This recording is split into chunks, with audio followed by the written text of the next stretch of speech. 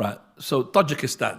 So as the brother is saying, that the hijab, total hijab, even the women, or just the niqab, you mean?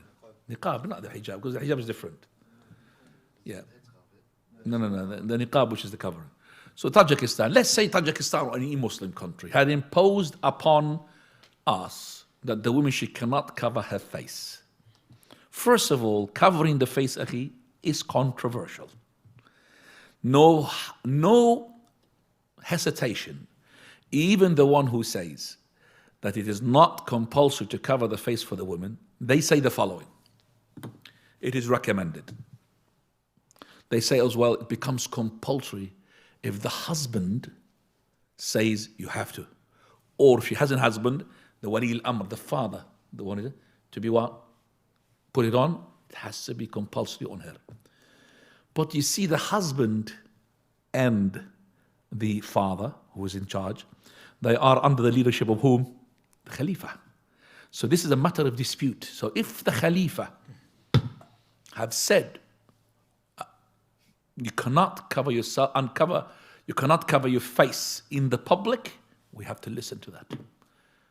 You stay in the house as a woman, or go into your car, but you cannot go out with uncovered, because he said it, because it's a dispute.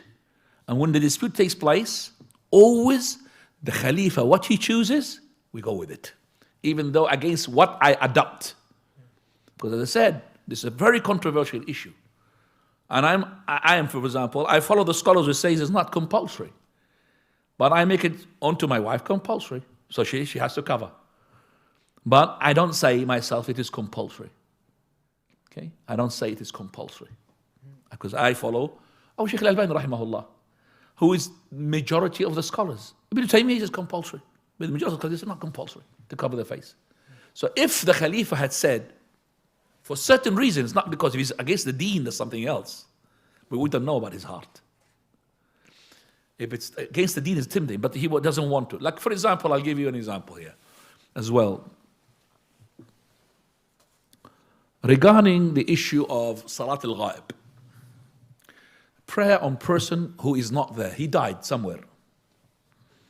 Now, Salat al-Ghaib, ya ikhwani, according to what I adopt, this is only like the leader of Abyssinia at that time, Ashab al-Najashi, radiyallahu anhu, whom is the person died in a Christian land, Christian king. Nobody offered a prayer on him. Nobody knew he's a Muslim.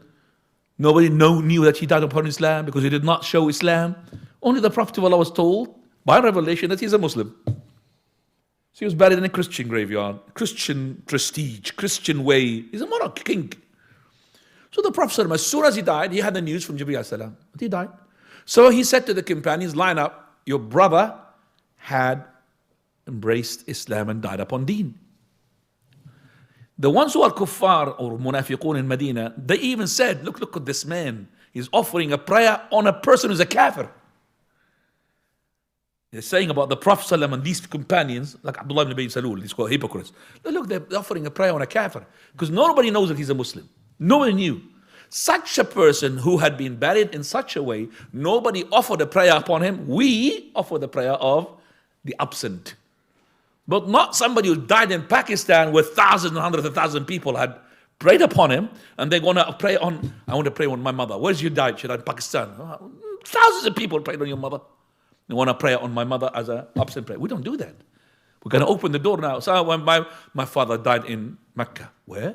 In Al-Mu'alla, in the graveyard. What? Millions of people prayed upon your father. And I'm going to offer prayer as well here. And there's no corpse, of course. It's just ghaib. We can't open that door. Prophet of Allah, he had so many companions who had died while he was there, like the ones in Ghazwat Mu'tah. Battle of Mu'tah. Ja'far ibn Abi Talib, his cousin, he died. He did not offer a prayer. He died as a shaheed there. You might say, well, he died as a shaheed. Well, the Prophet sallallahu alaihi wasallam, when he died himself, Sam ibn Zayd, he was not there in the Medina. He did not offer the prayer, him in the army. They did not offer prayer onto the Prophet called Salat al-Ghaib. But it's a controversial amongst the scholars. So let's say that a son of the leader, the Khalifa in the Muslim country, that he had died. Okay? He had died. And he commanded you as an imam, like me as an imam, that you have to pray the prayer. even though I don't believe in that prayer. But it's controversial. Then what should I do? I should abide by the Khalifa. And I would pray that salah, even though I say it's a bid'ah. But I pray on it. Do you understand me? So I will take off the hijab, I want to take off the niqab of the face, and even I don't agree with it, but I have to obey by what the Khalifa is telling us. So this is something which is, we say, controversial. Islamically, there's a dispute amongst the scholars regarding this. Okay? Jazakallah khair. But I don't know which country had abandoned from the Muslim countries this, but I'm sure that there is, Allah al-Musta'an, pressure upon these people or leadership. But if he is not Muslim or if he's not a Muslim, we should not obey him anyway. If he's not a Muslim. Now.